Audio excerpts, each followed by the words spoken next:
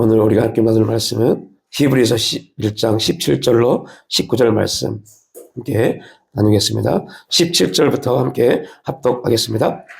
아브라함은 시험을 받을 때 믿음으로 이삭을 드렸으니 그는 약속을 받은 자로 돼 그의 아들을 드렸느니라. 그에게 이미 말씀하시기를 내 자손이라 칭할 자는 이삭으로 말미암았으라 하셨으니 그가 하나님이 능히 이삭을 죽은 자 가운데서 다시 살릴 줄로 생각한지라. 비유컨대 그를 죽은 자 가운데서 도로 받은 것이니라. 아멘. 네, 우리 이번 주도 이와 앞서 동일하게 시험을 받는 믿음이라는 주제로 함께 말씀을 나누겠습니다. 아브라함이 어떻게 자기 문제를 해결하고 믿음의 시험을 통과했는지에 대한 질문 4가지에 대한 첫 번째 답변을 우리가 앞주에 나눴고, 오늘 그 두 번째, 세 번째, 네 번째 말씀을 나누겠습니다.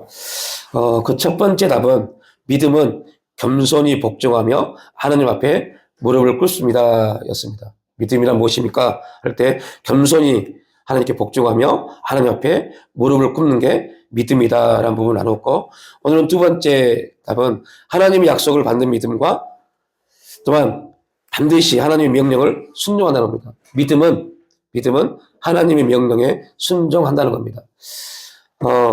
우리가 이미 다 알고 있는 것처럼 아브라함이 이 믿음의 과정을 통해서, 믿음의 여정을 통해서 하나님의 신실하심을 경험했습니다. 그리고 그 신실함을 통해서 아브라함은 하나님의 명령에 도저히 감당할 수 없고 받아들일 수 없는 명령이었지만 하나님 명령에 순종할 수 있는 자리까지 나갈 수 있었습니다. 아브라함이 그렇게 된 것은 아브라함 믿음이 좋았기 때문에 그런 게 아닙니다. 하나님이 아브라함에게 믿음을 주셔서 그 믿음을 또한 여러 가지 환경, 사건, 문제를 통해서 믿음을 강하게 만드셨습니다. 더 정확한 말은요, 하나님이 주신 믿음이 아브라함을 그렇게 인도한 겁니다. 여러분 꼭 기억하십시오. 우리가 뭘 한 게 아닙니다. 하나님의 믿음이 우리를 무언가를 하게 만듭니다. 그래서 말합니다. 믿는 자에게는 능히 못할 일이 없습니다. 왜요? 그 믿음이 역사하기 때문에요. 내가 여러분이 뭔가를 하기 때문이 아닙니다. 믿음이 우리를 하게 하는 겁니다. 믿음이 우리를 뭐하게 해요? 기도하게 하는 겁니다. 믿음이 우리를 예배 드리게 하고, 믿음이 우리를 성경 보게 하고, 믿음이 우리를 아버지를 바라볼 수 있도록 역사해 가는 겁니다. 우리는 단지 그 믿음이 뭐하면 돼요? 반응하면 돼요. 우리가 믿음에 반응하면 하나님은 믿음 앞에서 우리에게 당신의 능력을 나타내십니다. 그래서 하나님이 말씀합니다. 포도주가 떨어져서 잔치가 완전히 끝나버릴 것 같은 그 혼인잔치에 야, 물을 떠서 갖다 주어라고 말합니다. 그냥 우리는 갖다 주기만 하면 돼요. 그 물을 포도주로 만드신 분이 누구예요? 하나님이십니다. 우리가 이 물로 어떻게 할지 고민할 필요도 없어요. 고민하는 순간부터 하나님 역사는 끝나버립니다. 우리는 단지 그냥 물을 길러다 항아리 담아서 그 혼인잔치 앞에 갖다 놓기만 하면 그 물이 포도주가 되는 모든 과정은 하나님이 하시는 일들입니다. 그리고 사람들이 그걸 마시고 어떠한 반응을 할지도 우리가 고민할 게 아닙니다. 하나님이 고민하실 일입니다. 우리는 단지 행하기만 하면 돼요. 그런데 이게 얼마나 힘든 거냐? 너무너무 힘이 듭니다. 왜 힘들까요? 이해가 되지 않으니까요. 이해가 안 되니까요.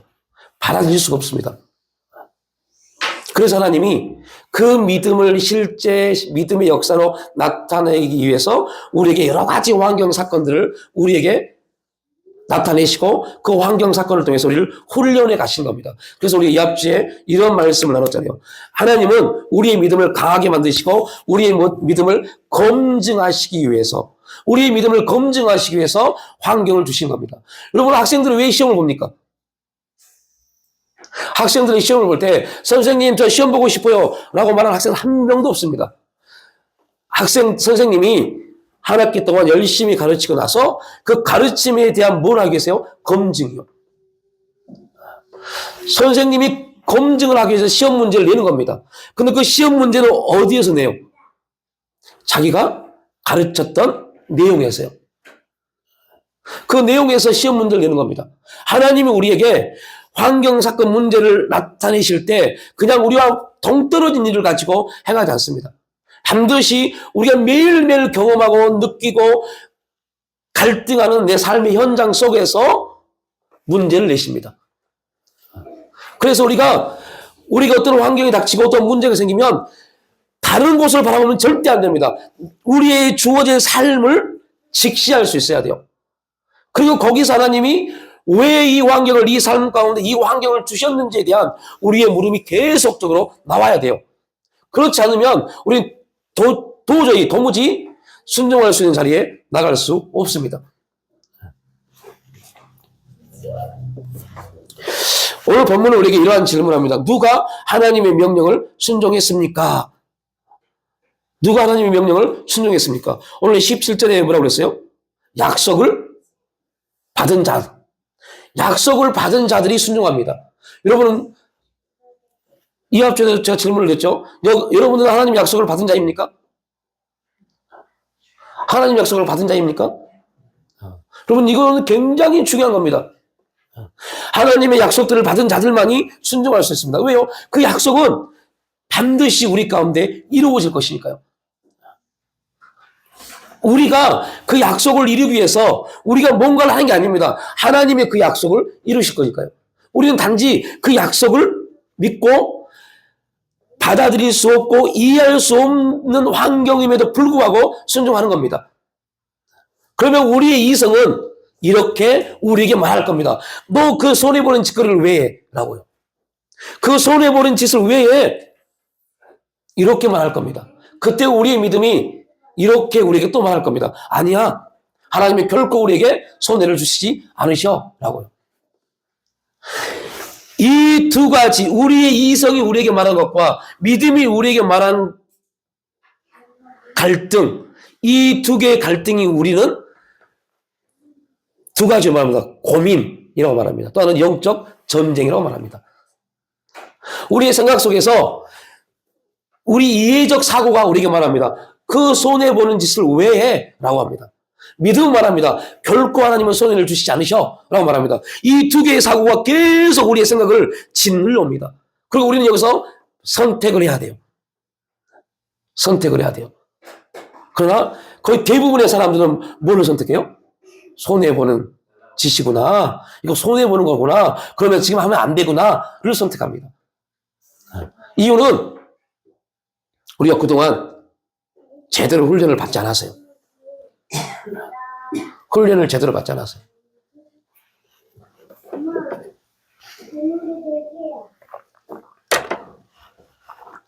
저희 민경이가 요즘은 초등학교도요, 산수가 아니라 수학입니다, 수학. 그래서 시험을 보고 틀리면 그걸 집에서 다시 풀이 과정을 해서 해와야 돼요. 어떤 문제를 가지고 왔어요. 순간 당황했어요. 이걸 어떻게 풀지? 이거 뭐지? 당황했어요. 그리고 저하고 아내하고 둘이 어떻게 하지? 뭐지? 막 인터넷 찾아보고 막 했어요. 그래도 모르겠더라고요. 그래서 저희 가족 카톡방에 올렸어요. 이거 풀어봐. 그래서 제가 저희한테 이거 올리면 진경이를 풀 수 있을 거야 하고 올렸어요. 근데 바로 그 풀이 과정을 해서 보냈더라고요. 그 풀이 과정을 딱 보니까 이거였구나.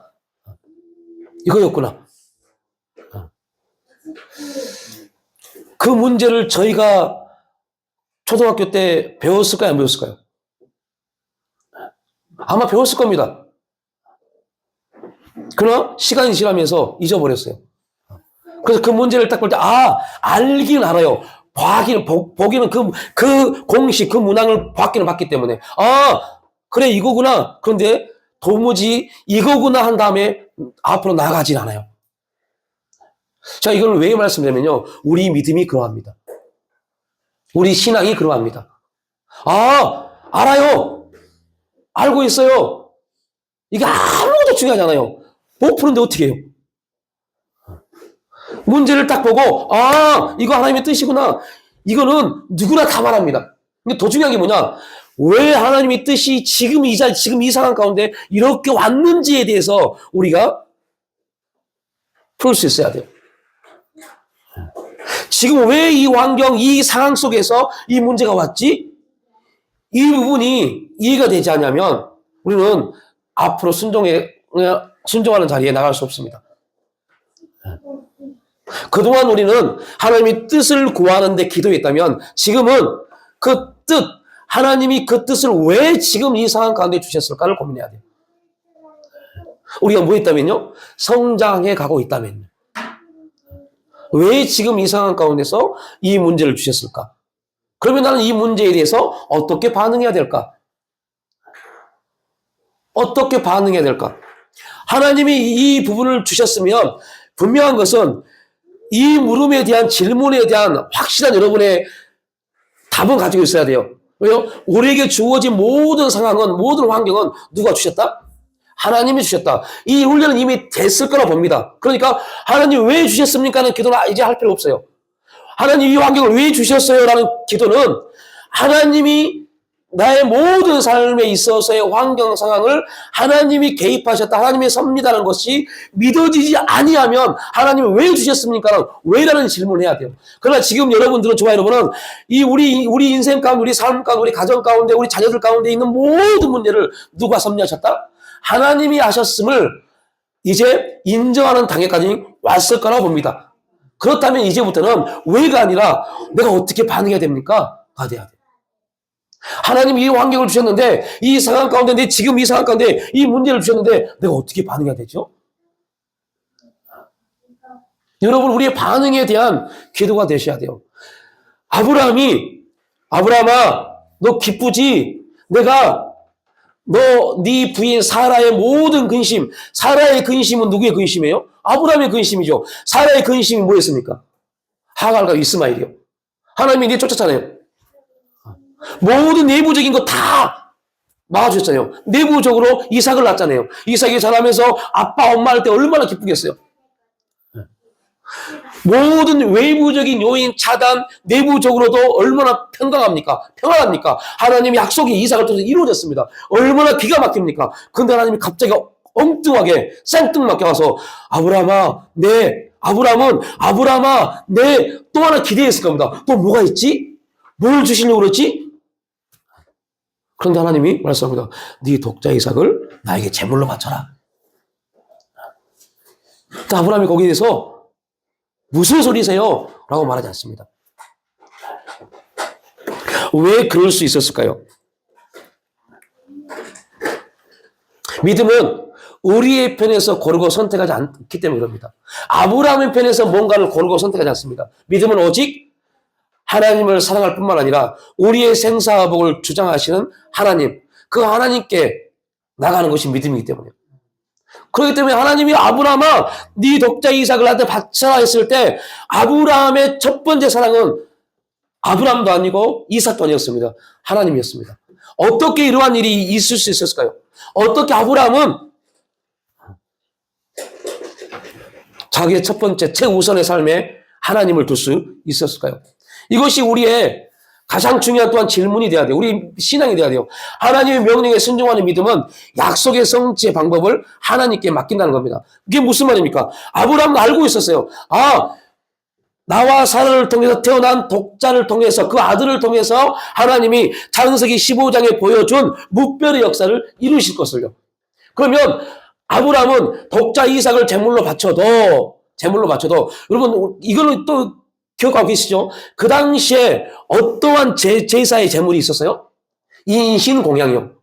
사람을, 어린아이를 인신 제물로 바치는, 그때 제물로 바칠 때는 그 어린아이는 죽임을 당했습니다. 그러한 제사가 있었어요. 아브라함은 이미 그 제사를 알고 있었어요. 그리고 창세기 15장에 아브라함은 놀라운 정말 두렵고 떨림의 제물에 대한, 제사에 대한 내용을 알고 있어요. 제물을 가르면 그 위로 뭐가 지나간다? 불이 지나간다. 이 제사의 모든 내용을 알고 있는 아브라함은 아브라함아 네 독자 이삭을 나에게 바치라 했을 때 얼마나 두렵겠어요. 내 아들을 죽여야 되는데 그 아들을 죽이지 못하면 하나님은 그에 합당한 하나님의 진노를 내릴 텐데. 그런데 아브라함은요 전혀 그에 대해서 반응하지 않습니다. 뭐에 반응해요? 하나님의 명령이에요. 그는 아브라함이 하나님의 명령에 순종할 수 있었던 이유는 약속의 성취의 방법을 누구한테요? 하나님께 맡긴다는 겁니다. 하나님께 맡길 수 있는 사람들만이 하나님의 명령에 순종할 수 있는 겁니다.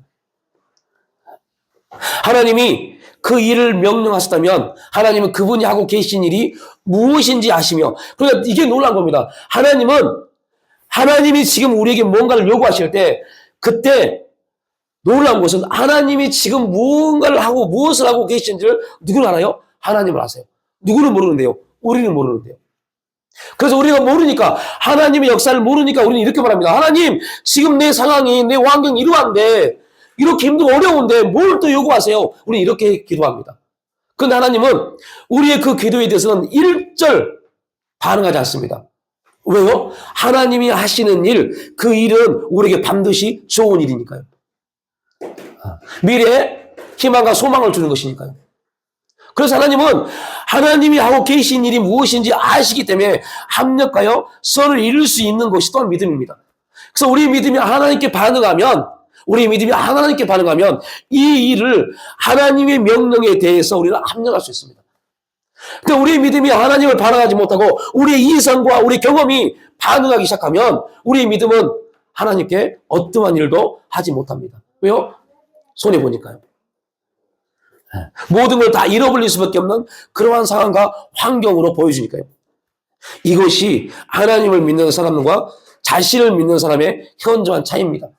하나님을 믿는 사람들은 하나님이 일하신다. 하나님의 일하심은 반드시 모든 것에서 옳다. 이거를 인정하는 사람들이 하나님을 믿는 사람들입니다. 그렇다면 하나님이 지금 내 생각과 내가 생각하기에는 손해가 보고 내가 생각하기에는 정말 모든 게 다 무너질 것 같고 내가 생각하기에는 도저히 이해할 수 없는 일이지만 하나님이 하나님의 일을 위해서 우리에게 그 명령을 하셨다면, 우리에게 순종을 요구하신다면 우리는 하나님이 반드시 지금보다 훨씬 유익한 역사를 우리에게 주실 걸 믿고 행하는 겁니다. 우리는 그 사실을 어떻게 배웠어요? 욥기서를 통해서요. 하나님을 욥을 찾아오신 이유가 뭡니까? 사탄을 통해서 욥의 가정을 다 쓸어버리라고요? 아니잖아요. 욥을 더 하나님을 경외하고 하나님의 축복받는 사람으로 만들기 위해서 하나님이 찾아오셨어요. 그런데 욥은 그 하나님의 찾아오심을 알지를 못했어요. 하나님 어떻게 찾아오셨습니까? 사탄을 통해서요. 그럼 이게 놀라운 겁니다. 이런 영적인 걸 깨달아야 돼요. 하나님이 누구를 허락했어요? 사탄을요. 그러면 지금 하나님은 누구를 통해서 찾아오신 겁니까? 사탄을요. 이 영적인 깨달음이 있어야 되니까요. 하나님이 질병을 통해서 우리에게 찾아오셨다니까요. 그러면 우리는 지금 그 질병을 통해서 누구를 만나야 돼요? 하나님을 만나야죠. 이 영적인 것을 우리가 깨닫지 못하니까 자꾸 원망하고 불평하는 겁니다. 지금 이 상황을 통해서, 이 고통스럽고 힘든 상황을 통해서 하나님이 찾아오셨는데 이 고통스러운 상황과 환경을 통해서 하나님을 만나지 못하면 맨날 이거 해결해달라고 기도해도 이걸 해결되는 게 목적이 아닙니다. 하나님을 만나지 못하면요.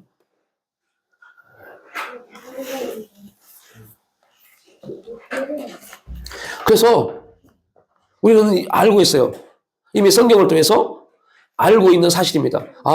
하나님이 우리를 찾아오실 때는 우리에게 하나님의 영광을, 하나님의 역사를 나타내시기 위한 목적이구나.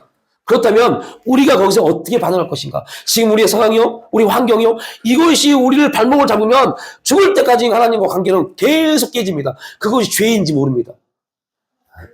죄는 내가 남의 걸 도둑질하고 이게 죄가 아니라 하나님과 관계가 단절된 게 죄입니다. 하나님의 음성을 듣지 못한 게 죄입니다. 하나님과 관계가 회복되지 못한 게 죄입니다. 이게 가장 큰 죄인데 이 죄에 대해서는 관심도 없어요. 나 착한 일 많이 했고 내가 남에게 해코지 않았고, 이거는 이 윤리적인 것은요 하나님이 보시는 죄의 문제가 아닙니다. 우리가 천국에 대한 영혼에 대한 기준은 하나님과의 관계에 있어서의 문제입니다. 그래서 우리에게 뭘 줘요? 은혜를 주시고 믿음을 주신 겁니다. 뭐 하려고요? 그분과 계속적인 관계를 이어가기 위해서요. 하나님의 은혜가 아니고서는 절대로는 하나님과 관계를 유지할 수 없습니다. 하나님이 주신 믿음 아니고는 절대로는 하나님을 바라볼 수 없습니다. 그래서 은혜를 주시고 믿음을 주신 겁니다. 우리가 노력을 통해서 믿음이 커지고 우리가 노력을 통해서 은혜가 커진 게 아닙니다. 하나님의 은혜는 주실 때부터 완전합니다. 하나님 믿음은 우리에게 주실 때부터 완전했습니다. 우리가 불완전한 우리가 그 믿음에 온전히 반응하지 못함으로 믿음이 약한 것처럼 보인 거죠. 그러나 계속적인 훈련을 통해서 계속적인 넘어지고 쓰러지고 다시 일어섬을 통해서 의인은 7번 넘어져 다시 일어납니다. 그걸 통해서 하나님의 신실하심을 경험하고 하나님의 믿음에 대한 반응이 커지는 겁니다. 이것을 하나님은 이렇게 우리의 믿음을 검증하십니다. 아, 네가 예전에는 이런 환경이, 이런 사건이, 이런 문제가 있으면 금방 낙심하고 절망해서 허우적된 사람이었는데, 야, 지금은 이런 환경 거뜬히 이겨내네? 하나님이 검증해 주신 겁니다. 하나님을 신뢰하는 사람은 자기의 계산으로 문제를 풀 수 없음에 대해서 위로를 받습니다. 제가 오늘 이 구절이 가장 큰 은혜의 구절입니다. 하나님을 믿는 사람들은 자기의 계산, 자기의 이해, 자기 능력으로 문제를 풀 수 없음을 깨달아야 돼요. 오늘 우리가 찬양을 했잖아요. 그 어느 날 내 삶에 이러한 힘든 일들이, 고통이, 질병이 찾아왔습니다. 아무리 원인을 찾아보고 외쳐봤지만 원인을 찾을 수 없습니다. 이걸 깨달아야 돼요. 우리는 절대 원인을 찾을 수 없음을 깨달아야 돼요. 그래야만 뭐 할 수 있어요? 기도할 수 있어요. 내가 뭔가를 할 수 있어버리면 기도 안 한다니까요. 기도를 안 해요. 여러분, 지금 조금 좋아지는 것 같습니까? 조심하십시오. 좋아지려고 할 때가 조심할 때입니다. 그때 하나님이 다시 달아보십니다. 네가 정말로 무엇을 바라보고 무엇과 어떠한 가운데 서 있는지를 하나님이 달아보십니다. 저울질을 달아봐서 그 저울이 하나님 앞에 쭉 올라가야 되는데 하나님 앞에 올라가지 못하면 하나님이 내가 지금 좋다고 평안하다고 생각하는 거 훅 불어버립니다. 그래야 뭐하니까요? 하나님은 우리가 잘 살고 좋은 집에 있고 좋은 차를 타고 이게 문제가 아니라 우리가 지금 하나님 앞에 무릎 꿇고 있느냐 꿇지 않느냐를 보십니다. 이게 무서운 겁니다. 그래서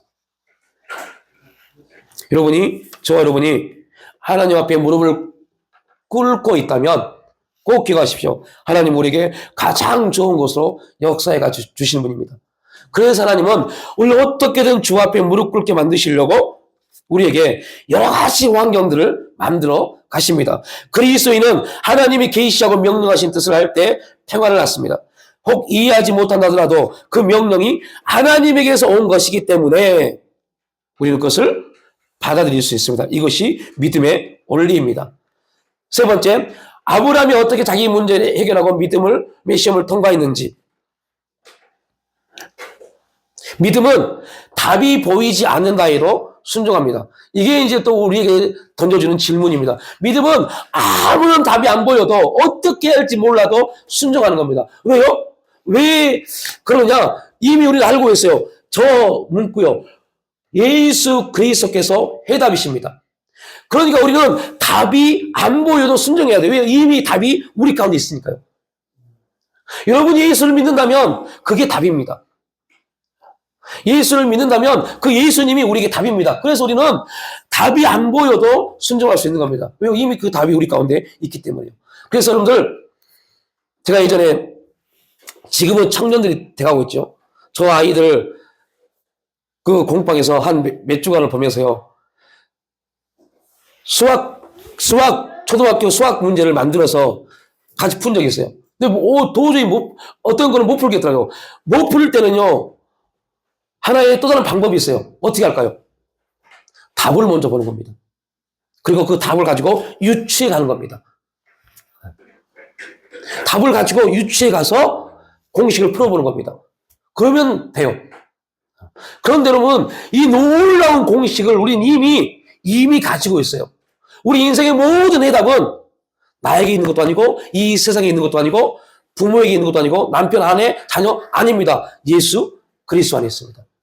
이미 우리는 그 해답을 알고 있어요. 그러면 우리에게 도저히 풀리지 않는 어떤 환경, 상황이 있다면 먼저 누구를 바라보면 돼요?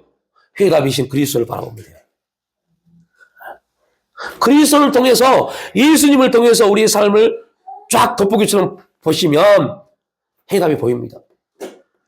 이게 또한 영적인 원리입니다. 그러니까 이러한 우리의 훈련이 되지 못하니까, 이러한 영적인 부분에 대한, 신앙에 대한 원리를 알지 못하니까 계속 헤매는 겁니다. 믿음은 답이 보이지 않아도 순종합니다. 또한 믿음은 하나님 말씀을 통해 깨달음을 얻는다는 것을 알아야 합니다. 그래서 믿음은 우리를 어디의 자리로, 기도의 자리로 인도하지만, 또한 믿음은 우리를 어디 앞에요? 말씀 앞에 인도해 갑니다. 이유가 왜일까요? 왜 말씀 앞에 인도할까요? 믿음이 어떻게 생기니까요?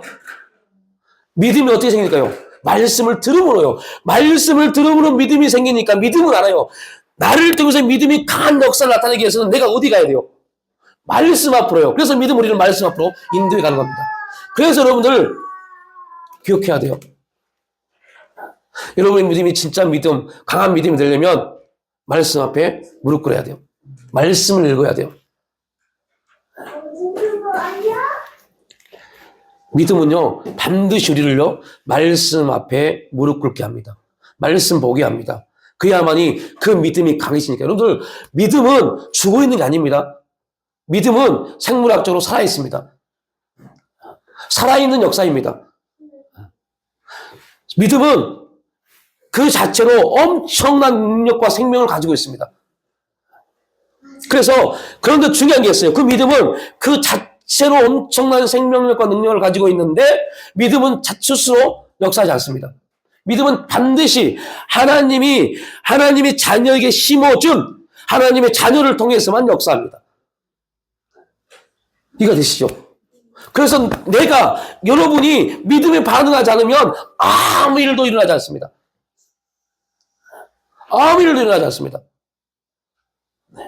어떤 사람들은 아무 일도 없이 그냥 편안하게 지금 이거나 좋은 이렇게 살았으면 좋겠다. 가장 미련한 사람들입니다.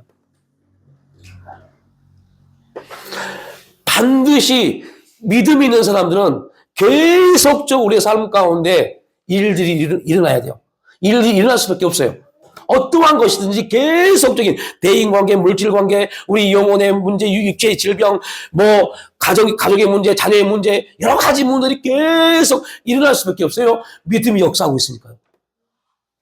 믿음이 막 역사하는데 어떻게 일이 안 일어날 수 있겠어요? 믿음이 역사하니까 부부가 싸우는 겁니다. 믿음이 역사하니까 자녀들이 말을 안 듣는 겁니다. 그러면 우리가 거기서 하나님의 섭리 뜻을 바라보면 또 이러면 무지한 사람들, 믿음을 오해하는 사람들은 하나님의 뜻이니까 알아서 하시겠지. 이거는 영주주의입니다. 아닙니다. 그래서 믿음은 하나님이 이렇게 대인관계, 물질관계, 자녀의 문제, 부부관 문제를 일으켰으니 믿음은 그 문제의 해결점이신 누구예요? 하나님께 우리를 인도해 가는 겁니다. 뭐 하도록요? 기도하도록요. 이게 믿음의 역사입니다. 근데 자칫 잘못하면 이렇게 들으면 하나님이 하십니다. 그러면 아무것도 안 해버려요. 이게 영지주의입니다. 영지주의. 내 육신은 문드러 썩어질 거 필요 없어. 이런 영지주의요. 우리는 그게 아닙니다. 우리는 하나님의 섭리 안에서 이 환경, 이런 사건, 이런 문제를 일으키시지만 우리의 믿음은 그 상황을 가지고 하나님 앞에 나가도록 우리를 격동하는 겁니다. 그런데 놀라운 게 있어요. 그 믿음을 격동시키시는 분이 우리 가운데 계십니다. 누굽니까? 성령님. 그래서 믿음에 반응한다는 것은요, 정확하게는 하나님을 경외하는 겁니다. 왜요? 하나님의 성령이 우리의 믿음을 통해서 하나님 앞에 무릎 꿇게 만드니까요. 그 성령의 일이 뭡니까? 그리스도를 통해서 하나님을 바라보게 하는 거잖아요. 하나님을 경외하는 거잖아요. 도저히 내가 받아들일 수 없고 감당할 수 없는 일이지만 하나님의 성령이 믿음을 통해서 반응해서 하나님이 역사하시니 나는 그 역사를 바라보고 순종할 수 있구나. 이걸 깨닫는 게 믿음입니다. 가르치면 아빠가 맞추는 거야? 아브라함이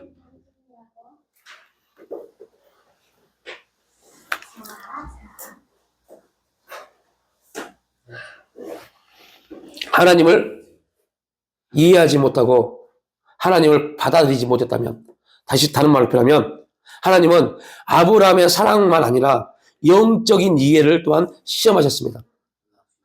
그래서 오늘 우리가 이런 부분을 계속 나눴잖아요. 이해를 하고 믿는 사람이 있는가 반면에 믿음을 통해서 이해하는 사람이 있습니다. 전자는 합리주의자들, 실존주의자들, 후자는 신앙인들입니다. 우리는 믿음을 통해서 이해합니다.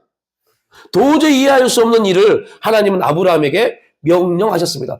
받아들일 수 없는 일을 하나님은 아브라함에게 명령하셨습니다. 그런데 아브라함이 믿음으로 반응하니, 믿음으로 반응을 하면서 하나님이 왜 이러한 일들을 만들어 가시는지를 아브라함은 이해할 수 있었습니다. 어디 안에서요? 믿음 안에서요. 여러분, 혹시 이합주의 설교를 읽어보셨습니까? 이합주의 설교에 이런 말이 있습니다. 철학자 중에 우리 기독교 실존주의 철학자, 굉장히 유명한 철학자였어요. 케르케고르라는 철학자였습니다. 그는 두려움과 떨림이라는 그의 책에서 이렇게 말하고 있습니다. 하나님이 아브라함에게 이삭을 바치라고 했던 그 명령이 정말 하나님이 하신 말씀이라는 것을 아브라함이 어떻게 확신할 수 있었는가? 이게 실존주의 철학자, 기독교인 실존주의 철학자 케르케고르가 했던 질문입니다. 그러면서 어떻게 아브라함이 행했던 일을 진짜로 말할 수 있겠습니까? 라고 말합니다. 놀라운 것은요, 그래서 실존주의자들은 이삭을 바치는 사건에 대해서 이것은 실제가 아니라고 말합니다. 지금도 이러한 실존주의 철학자들의 그 이론을 따라서 수많은 기독교인들이, 목사들이, 신학자들이 있습니다.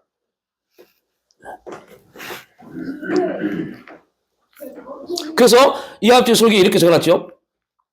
아브라함은 아마도 실존주의자들에게 이렇게 말하고 있지 않을까 생각을 해봅니다. 아브라함은 자기가 창조주 앞에서 그저 창조물에 불과하며, 이게 아브라함의 믿음입니다. 나는 창조주 앞에 창조물에 불과하며 하나님은 진정한 하나님으로 섬겼으며 자기가 지극히 높으신 하늘의 여호와를 판단할 이치에 있다고 생각하지 않았을 것이다. 이게 아브라함의 믿음이었을 겁니다. 하나님이 나에게 뭔가를 요구했을 때 아브라함은 나는 거기에 대해서 왈가불가할 수 있는 자리에 있지 않아. 나는 단지 뭐 하는 자예요? 순종하는 자예요. 이 영적인 이해, 아브라함이 가졌던 이해입니다. 아브라함이 시험을 통과할 수 있었던 이유에 대해서 본문은 이렇게 말합니다. 그가 하나님이 능히 이삭을 죽은 자 가운데서 다시 살리실 줄 생각한지라. 우리의 성경은 생각한지라 라고 되어 있습니다. 그런데 히브리 원문에는 그가 이삭을 살리실 하나님의 능력을 믿었다라고 되어 있습니다. 아브라함은 믿었습니다. 자기에게 역사하셨던 그 하나님의 능력을 믿었습니다. 그래서 하나님은 반드시 이삭을 뭐 할 수 있다? 살릴 수 있다라고요. 어떠한 환경 가운데서도요? 이삭이 제물로 바쳐짐에도 불구하고요. 여러분, 그 믿음이 여러분께 있어지기를 소망합니다. 아브라함이 추상적인 믿음이 아닌 실제적인 믿음 안에서 하나님은 반드시 이삭을 다시 살려주실 걸 믿었습니다. 어떻게 하지? 살려주실 거야? 해주실 거야? 여러분, 이런 기도 많이 하시죠? 하나님 역사해 주실 거야? 어떻게 해주시겠지 뭐. 이건 추상적인 겁니다.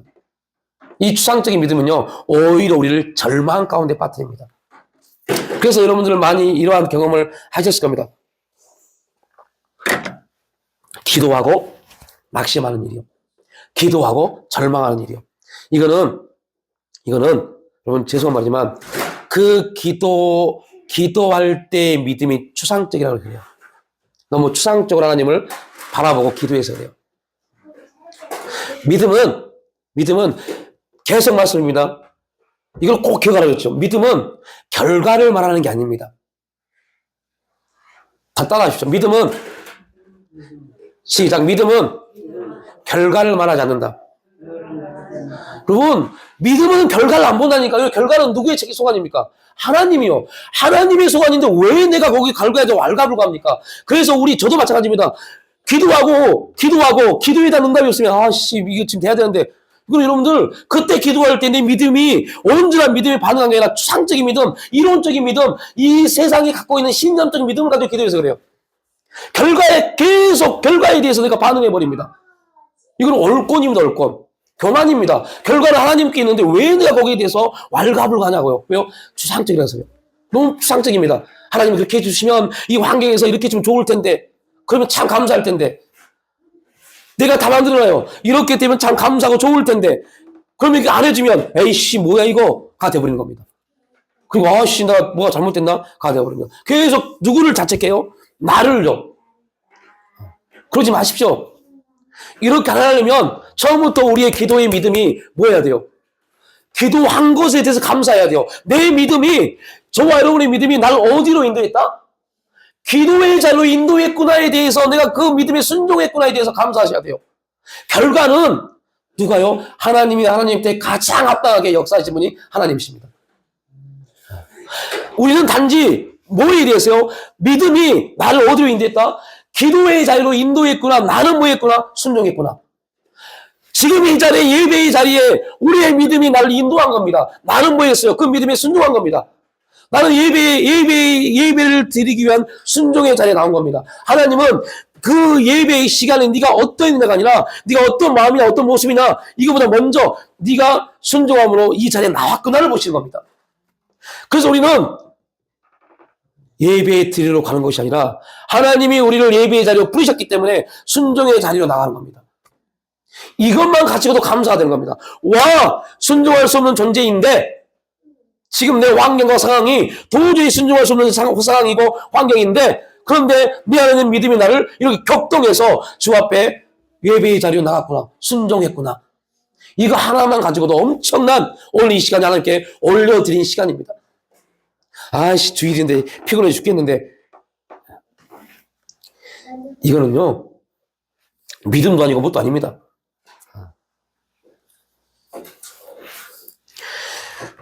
그냥 우리가 진짜 신앙생활 잘했다니까요. 우리가 자칫 잘못하면 우리 자녀들이요 주일 예배 드리는 거 그냥 우습게 생각해버려요. 우습게. 너무 우습게 생각해버려요. 가르쳐야 돼요. 잊어버리지 않도록 가르쳐야 돼요. 그것이 율법 같고 그것이 받아들이기 힘든 환경 같지만 무조건 가르쳐야 돼요. 얼마나 폐역한 시대가 됐습니까? 얼마나 기가 막힌 시대가 돼가고 있습니까? 정말 무섭습니다. 순간 자칫 잘못하면 우리 지금 믿음이 있다고 생각하는 당년들 직분자들도 믿음에서 흘러 떠나간다니까요.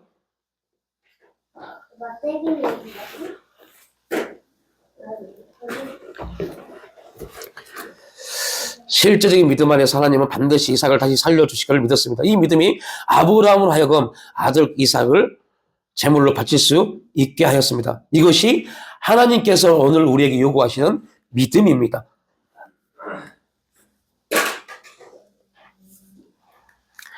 하나님 말씀에 순종하기 위해서는 많은 손해가 있을 것 같고 지금보다 더 환경이 어려워질 것 같은 생각이 우리를 혼란하게 합니다. 그때 하나님은 결코 우리에게 손해를 주지 않으시고 오히려 역전의 은혜를 나타내신다는 믿음이 우리에게 필요합니다. 그렇다면 아브라함은 자기 아들을 죽이면 하나님이 다시 죽음에서 일으키실 것이라는 믿음을 어디에서 얻게 되었을까요? 이게 또한 우리에게 엄청 중요한 주제겠죠.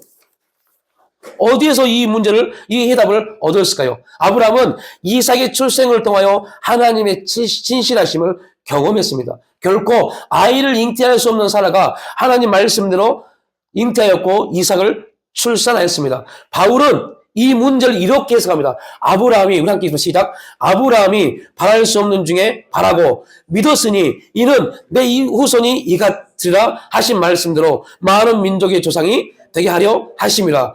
그가 100세나 되어 자기 몸이 죽은 것 같고 사라의 태가 죽은 것 같음을 알고도 믿음이 약하여지지 아니하고. 이게 바울의 평가입니다. 아브라함이 바랄 수 없는 중에 바라였고, 이게 믿음이잖아요.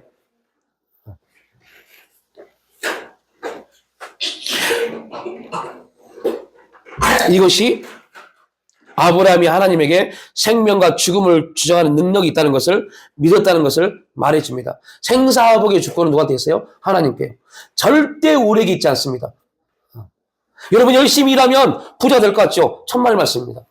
제가 장담하겠습니다. 안 됩니다. 하나님이 세워주지 않으시면 안 됩니다.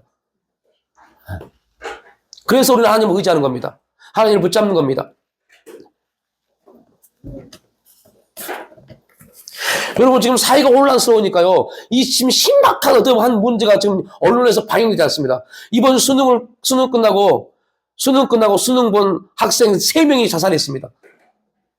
왜 자살했을까요? 뭘 하지요? 성적이요. 자살했다니까요. 자기 인생을 자기 거라고 착각하니까 그래요. 그러니까 낙심의 끝은 사망입니다. 그게 죄인지 몰라요. 얼마나 심각한 건데. 내 인생의 주권자이신 하나님을 믿는다면, 지금 잠깐 시험을 이번엔 잘못 보고 결과가 좋지 않다. 이것은 내가 느끼는 감정, 내 주위가 느끼는 감정이고 생각이지, 하나님은 그렇게 절대로 보시지 않습니다. 하나님이 보시는 것은 그 일에 대해서 네가 최선을 다했느냐, 나를 믿었느냐, 나를 의지했느냐, 이걸 보시는 거지. 그랬다면 하나님은 또 다른 길을 열어 가시는 분이십니다. 왜요? 우리가 계속 외치잖아요. 길을 여시고 만드시는 분이라고요. 그렇게 외쳤다면 진짜 우리 삶 가운데 그 하나님의 역사 있기를 기도해야죠. 그걸 모르니까 그 안타까운 생명을 스스로 그 끝이 뭔지 모르니까요. 그리고 말합니다. 사람들은 말합니다. 혹시 여러분도 그런 말 한 적 있습니까? 회개하십시오. 다음 세상에 태어날 때는 이런 개떡 같은 소리 하지 마십시오. 지옥이라니까요. 지옥. 영원히 다음이라는 생각 없는 영원히 지옥이라니까요. 그러니까 그러한 말들이 이성적 합리주의, 계몽주의, 이성적 합리주의 말이 우리를 끝나면 끝이겠지 뭐, 이런 말도 안 되는 세계를 만들어가는 겁니다. 절대 아닙니다. 죽음은 끝입니다. 영원한 지옥불입니다. 살아있으면, 우리가 정말 하나님을 믿고 의지하면, 하나님을 바라보면 길은 수만 갈래의 길이 있습니다. 말도 안 되는 길을 열어서 거기서 엉뚱한 만남을 통해서 엉뚱한 역사 이루신 분이 하나님이십니다. 그래서 저는 기적, 간증 말하지만 제가 가장 좋은 말은 엉뚱하신 하나님이 엉뚱한 일을 만드신다. 진짜 엉뚱하십니다. 말도 안 되는 길을 열어, 생각하지 못한 길을 열어 가신 분입니다. 그리고 그 길을 열어 가시면서 하나님은 우리에게 말씀하십니다. 내가 그 길을 인도한 거야. 그리고 내가 거기서 네가 생각하지도 못한 만남과 생각하지도 못한 일을 내가 만들어 갈게. 이때쯤 되면 여러분들이 실제로 아니라 마음속으로 환호의 박수를 쳐야 돼요. 와, 내 인생 하나님의 뜻 가운데서 가장 합당하게 역사에 가시겠구나.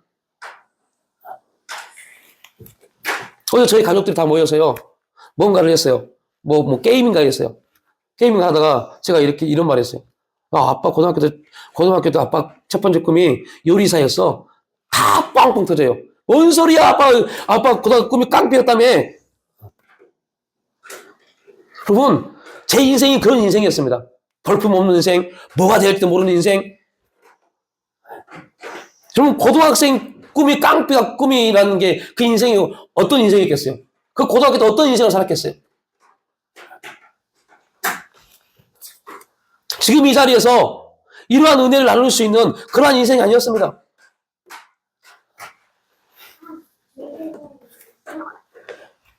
그런데 어느 날, 어느 때, 어느 순간 주님을 만나게 돼서 인생이 바뀌는 게 문제 아니죠. 완전히 새로운 인생의 역사로 다시 태어나는 일을 누가요?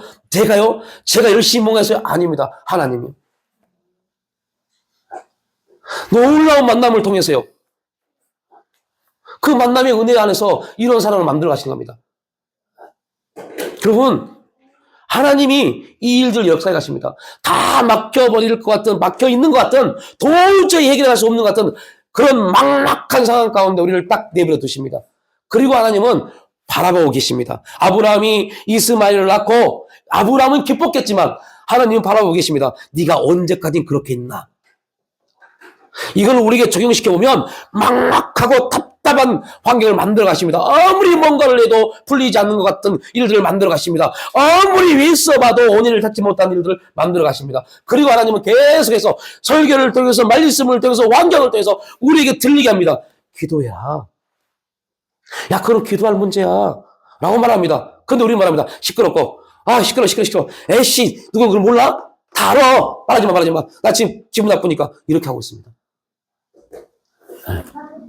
가분수가 뭔지, 대분수가 뭔지, 분해인수가 뭔지, 이거 모릅니다. 이런 문제를 바뀌는 분들 모릅니다. 그러면 풀 수 있는 사람에게 물어봐야죠. 야, 이거 어떻게 풀어? 물어봐야죠.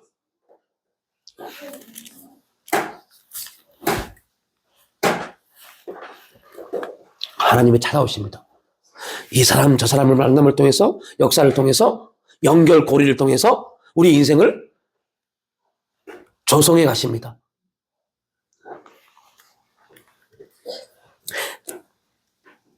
네 번째, 아브라함이 어떻게 자기의 문제를 해결하고 믿음의 시험을 통과했는지. 분명한 것은 아브라함이 하나님을 알고 신뢰했기 때문에 순종할 수 있었습니다.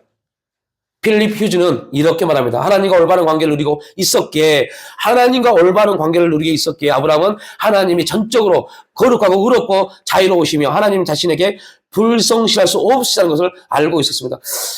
하나님은 이걸 우리는 불가항력적 은혜라고 해요. 하나님이 결코 자신의 자녀들에게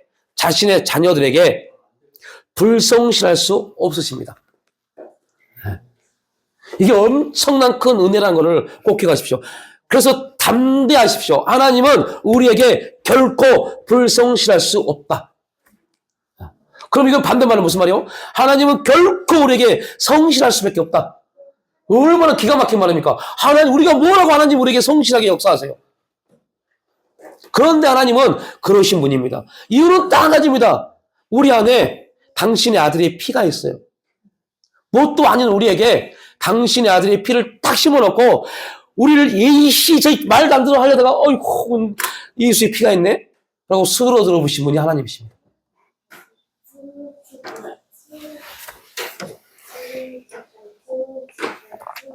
제가요, 이거 창피한 고백입니다.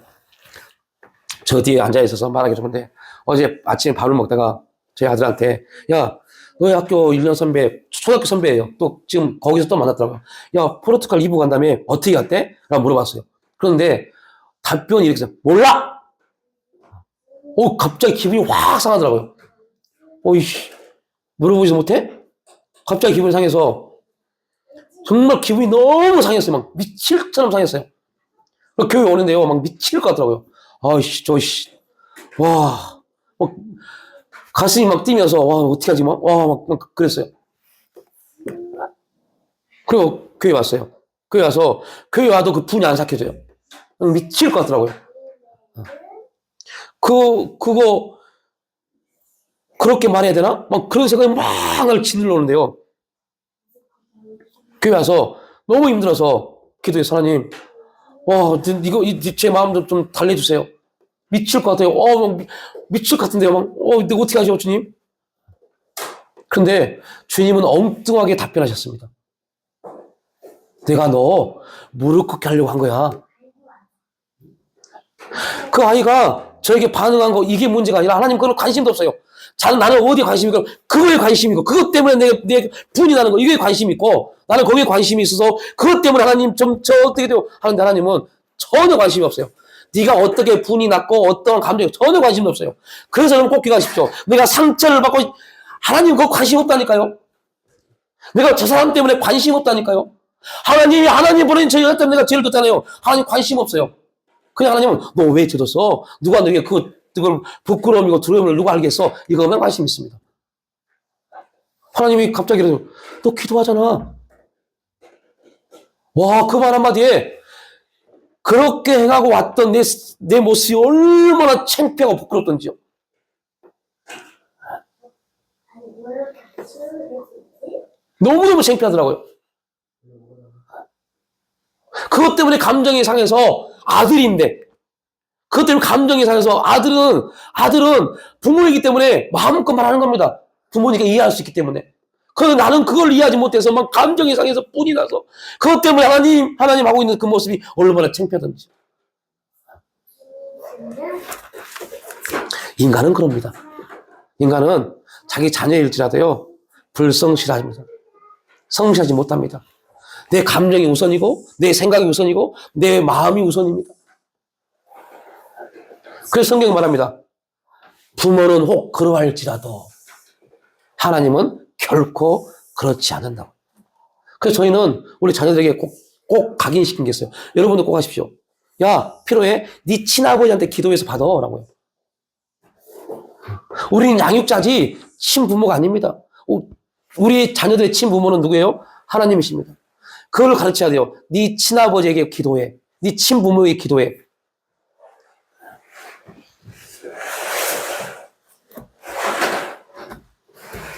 아브라함은 유한한 피조물인 자신이 무한하신 창조주 말씀에 의문을 제기하는 것은 합당하지 않는 일이라고 알고 있었습니다. 이것도 중요한 겁니다. 인간이 하나님께 의문을 푸는 거, 이것도 합당하지 않습니다. 하나님은 언제나 옳습니다. 하나님만 옳습니다.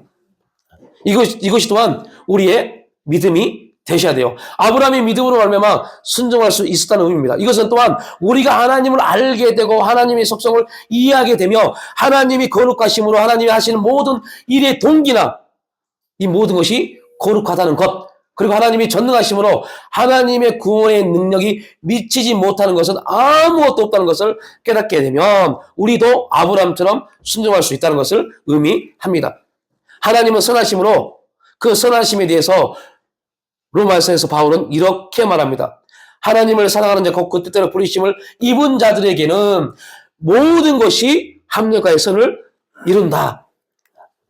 아브라함은 하나님이 능히 이삭을 죽은 자 가운데 다시 살리실 줄 생각했습니다. 그래서 그 믿음 가운데 아브라함은 뭐 할 수 있어요? 순종할 수 있었습니다. 오늘 본문 19절은 더 중요한 메시지를 우리에게 증거해 주는데요. 비유컨대 그를 죽은 자 가운데서 더러 받은 것이니라. 놀라운 사건입니다. 그러니까 이것 조금 설명 마치겠습니다. 구약만 가지고는 구약을 풀 수가 없어요. 구약만 가지고는. 또 우리가 왜 축복을 받은 하나님의 사람들이냐? 이미 신약 성경을 통해서 해답을 통해서 문제를 바라볼 수 있는 원리를 주셨습니다. 그래서 신약에서 예수님이 성취하신 역사를 통해 성령의 역사를 통해서 사도들이 구약을 어떻게 바라보고 있는지 답을 알고 구약을 보기 때문에 그렇기 때문에 구약이 우리에게는 쏙쏙 들어오는 겁니다. 감사가 되는 겁니다. 알고 있기 때문에요. 우리가 신약을 가지고 있지 못한다면 알고 있지 못한다면 구약은요 읽으면 진짜 기분 나쁘고 환장할 짓입니다. 아이씨 답답해. 고구마 몇 개 먹는 겁니다. 이렇게 어떻게 살아 씨. 여러분 우리가 룻기의 전체적인 사건을 모른다면 얼마나 기가 막힌 일입니까? 남편 잃고 두 아들을 잃고 쓸모없는 이방 여인 두 며느리를 데리고 있는 나오미. 그런데 들려진 소식은 자기 고향 베들레헴에 하나님이 신방 오셔서 베들레헴을 회복시켰다는 그 말은 들어오고 이제 베들레헴에 다시 돌아가자니 이 두 여인이 이거 빨리 없어져야 되는데 자기 며느리가 가려고 생각 안 해요. 얼마나 미치고 환장한 일입니까? 그런데 우리는 답을 알고 있어요. 답을 알고 있기 때문에 우리는 이렇게 말합니다. 제발 나오미야 정신 차려. 너를 살릴 여자가 네 며느리야. 우리가 알고 있기 때문에. 모르고 있다면 우리도 모르고 있다면 막 고구마 몇 개 먹고 아이고 답답해 했을 겁니다. 알고 있는 답이니까 너무 쉽게 봅니다. 이것도 안 좋은 부분, 좋은 부분 둘 다 있습니다. 너무 쉽게 봐요. 아, 이거 나오미하고 자기 며느리 올라가서 좋은 일이 있을 거야. 이렇게 끝내버려요. 아무런 감동도 없어요. 그것이 우리의 삶의 원리인데. 여러분, 결론. 정말 여러분을 힘들게 하고 여러분을 못 살게 구는 사람이 보이십니까? 그가 우리를 누구에게로 인도하느냐? 보아스에게로 인도하는 통로가 되실 겁니다. 나오미 입장에서 룻은 어떤 존재였어요? 빨리 떨어져 없어져야 될 사람이었어요. 그런데 룻이 끝까지 붙어 있습니다. 우리는 이렇게 말합니다. 저 인간 빨리 없어지면 좋겠네. 아이고, 우리 회사에서 저 인간 빨리 퇴사했으면 좋겠네. 이런 기도 많이 합니다. 그런 기도 하지 마십시오. 왜요? 그 인간이 우리를 누구를 만나게 하는요? 보아스를 만나게 할 통로입니다. 아, 좀 가라. 제발 좀 가야.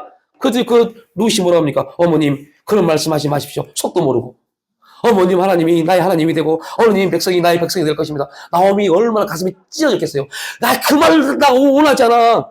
빨리 꺼져. 이거였어요. 빨리 꺼져. 그런데 나오미는 끝까지 나오미를 룻은 붙잡습니다. 그러니까 나오미도 어찌할 수 없어서 그래 한번 올라가 보자. 한번 올라가 보자. 얼마나 수근수근 됐겠어요. 아이고 남편 잃고 아들 잃고 이방 여인을 데리고 왔네. 이게 인간의 모습입니다. 수근수근 조롱조롱 되는 거예요. 거기에 나오미는 반응하지 않았습니다. 딱 올라가는 선택하는 순간부터 반응하지 않았습니다. 여러분 뭔가를 선택하는 순간부터 환경, 사건, 상황들 모든 거 반응하지 마십시오. 선택하는 순간부터 이 선택을 하게 하신 하나님만 바라보십시오. 그리고 놀라운 것은 그때 하나님이 진짜 우리를 만나게 할 사람을 보내십니다. 누굴요? 보아스를요. 그때 나오미가 딱 깨닫습니다. 며느라, 그 보아스는 너의 기업 물을 자야. 네가 이렇게 하면 좋겠다. 이렇게 하면 좋겠다.